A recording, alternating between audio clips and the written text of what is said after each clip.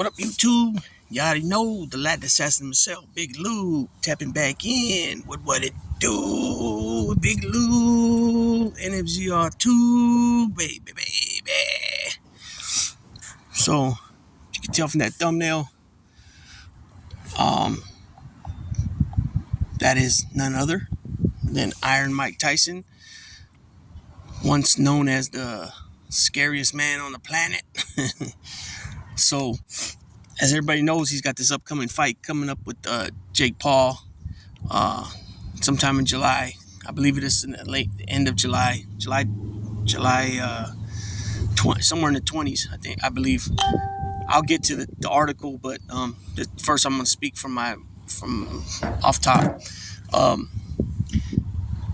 So Mike Tyson, like I said, he's 57 years old. He's going to be coming out of retirement to face ex-YouTuber Jake Paul, who's now a professional boxer. Actually, I don't know if he would be considered a professional boxer yet, because he's only really actually had, well, they're considered pro fights, but they weren't against pro fighters, right? Most of them were ex-MMA fighters, ex-NBA player.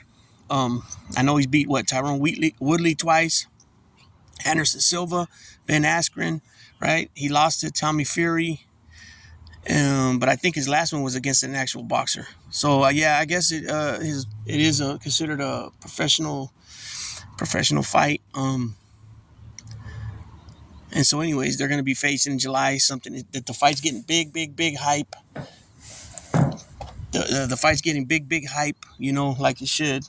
I mean, because Mike Tyson, right? But then again, not to take away from Jake Paul, he has a huge following, right? Remember, he started YouTubing, him and his brother.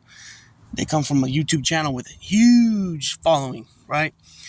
Because they would go do all these crazy stunts and different things, sightseeing and all kinds of different things. I'm not really sure about everything, but I've seen little clips here and there, them jumping off cliffs in Maui, and I guess it was Maui or somewhere, Fiji or something. Anyways, so yeah, they're going to be fighting. And I made a video about this, and then I made a second video about perhaps all the tests that Mike Tyson is going to have to do because of his age. And I put my spin on it, what I believe, my perspective, that he would pass. Most likely he would pass on all those tests, right? The EEG test, which is about your mental state, right? And then also the EKG, which is his heart health, right? So a mental health test, and then the heart test, right? A heart health test. But this one's a little different. So this one is, about him, where he's at in his personal business life, right? Recently I watched something about, it was about people that were like celebrity type people that were once well known, pretty wealthy, and now are like homeless, or with battling substance abuse, mental health, and a lot of them have passed, right? And Mike Tyson was in there, and I thought that was kind of ironic because, yeah, he did have different issues in his life, and he did battle, different things during different stages of his life, but Mike Tyson's sitting pretty good right now. You know what I'm saying? He's one of the few that was able to, be well known with a bunch of money, go broke, go to prison, come back and make a comeback. Not only in the ring, but he also made a comeback pocket wise, right? And I think off the top of my head right now, Robert Downing comes to my head. Robert Downing, he'd been in prison, state prison here in California, and then he got that role Iron Man, and he took off, right? And he hasn't looked back. Those are the two that come to my mind right now, real quick, that made a comeback for the better. So Mike Tyson is sitting, like I said, he's sitting well, man. He did that one that tour thing where he was going around telling his story on stage. Now he's got his hands in a bunch of different business ventures, right? But this one here is about him and okay, so everybody knows back in '97, Mike Tyson and Holyfield fought, right? And Mike Tyson bit part of Holyfield's ear off. So what happened was, in 2022, they came together on a business venture type deal, partnership somewhat, and it was called Mike's Bites, right? And it was little ears that were laced with. I don't know if lace is the right word, because lace is like somebody, they laced the punch bowl with alcohol, or your drink was laced with date rate, the date, the whatever that word is for the date R word, right? I almost slipped right there. So it's edibles. There we go. It's edibles. H2O, not H2O, THC, excuse me, H2O, THC edibles shaped like an ear, and Tyson and Holyfield, they did some type of partnership. So obviously, Holyfield was the victim. Holyfield got his ear bit partly. It got put back on. So I don't think he's making he's making money off it, but I don't think he's making split the price, something like, 80-20, 85-15 or something like that. I doubt it would be 50-50, 60-40, 65-35, maybe anything after 65-35, tipping more towards Holyfield's way. Tipping more, less Holyfield way. Excuse me. I would say he has to be getting at least no more than 35% of it, and no less than, I would say, probably 10%, right? But even 10%, like when it comes to the percentages, if you guys remember, boy that sold Star Wars and Indiana Jones, I can't think of his name right now, but he's from right here, not too far from here. He sold the rights to Disney, but he still gets 1% of all sales. So if you're making a couple $1 billion, if they're making a couple $1 billion off a product, including movies and any type of action figures, cereals, lunch boxes, backpacks, t-shirts, sweatshirts, sweats, anything like that they're making money off Star Wars or Indiana Jones, he's still getting 1%. I can't believe it. Remember George Lucas. George Lucas is still getting 1% of that. So most people say, 1%, but just think of it. They're making, say, $1 billion. You get 1% of $1 billion. What is that? How much is that? 1% of $1 billion. I'm not really sure. What is that? 10 million? 100 million? No, 10% would be 100 million. So 1% would be about 10 million, I guess. 10 million or something like that. I don't know, something like that. I'm not, I'm okay with math, but not when it gets big like that and I'm under pressure. I'm under pressure on, stage fright. Nah. So anyways, so it's been reported that Tyson has done a big, huge deal on the pharmaceutical level with his product. And I'm not sure if it's on the market here in the United States. I'll get to the article in a minute, but I know I read Germany, some couple of big places in the UK, in Europe. And so, just, that, when you start getting into that type of stuff right there, boxing, that money's going to, you're talking about generation wealth, man. What I mean by that is Hilton, Paris Hilton, and that's dated back to her grandfather, maybe her great grandfather, I'm not sure, and then that came down the line where her grandfather had so much money that he donated majority of it to non-profit organizations, I believe. What I mean by I believe there are non-profit organizations, but definitely charities. And if it was charity, most likely it's non-profit. And he donated most of his money, and he only gave his daughter, and his grandkids, 10% of it or 5% of it. It wasn't a high percentage, but it was enough. It was still a percentage enough that because the overall value was so high that they still inherited a good amount of money. So anything like that with the name, Firestone, Rockefeller, all these names has been around for years. That that the nation has known, generations of their family. And the money just keeps going. It's so much money that you can take care of 4 or 5 generations. Look at Mayweather, Shaq.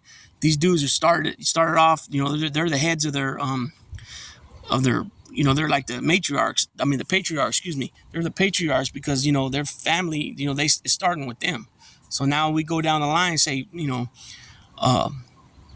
40 years, 50 years from now, what did Shaq's kids do with, with this wealth, what he started with, where he put them in, Shaq says Shaq owns a lot of companies and he's involved with a lot of companies. He's got partnerships with a lot of companies.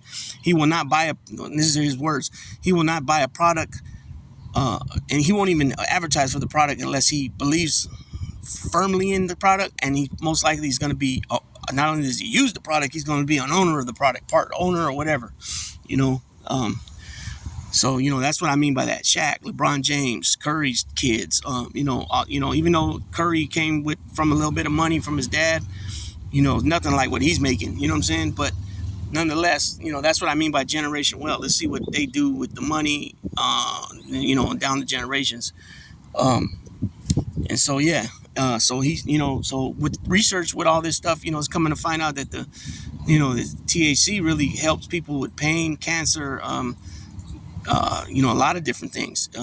Remember that movie, Lorenzo's Oil, what I'm saying, where the oil had THC in it, and it helped the boy out a lot. I can't remember exactly what was going on with that, but I remember Nick Nolte was in it, and Susan Sarandon, I think it was, where their son was having a lot of problems, health problems, and they were trying all these different things. Nothing was working, and they finally gave him some THC in the oil that they're rubbing him with, and it ended up helping out a lot. So let me get to this article, because I can't really put much more on what I'm saying now. It's still being researched, but we're finding out that the THC helps out with so many different ailments and stuff. Okay, so this is what Mike Tyson makes this decisive career announcement after Jake Paul fight. The exhibition boxing match between Jake Paul and former heavyweight champion Mike Tyson is already a global phenomenon.